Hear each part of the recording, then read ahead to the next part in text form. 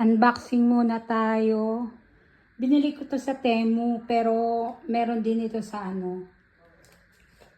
sa Amazon, pero mas mura sa Temu. Pareho lang ng supplier at saka ng manufacturer. Tama ba ako?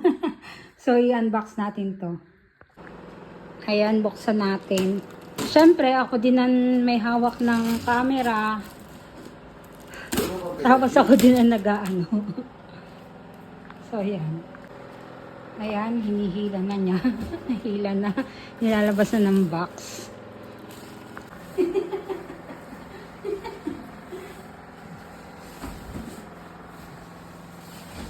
So, ito siya guys. May mga kasamang maliliit na pillow. Then ito, mga ikakabit pa, i-assemble. Maliit lang talagang binili namin para kasya lang sa dyan. Yan, may mini divan na tayo dito. Kasya ang 2 tao.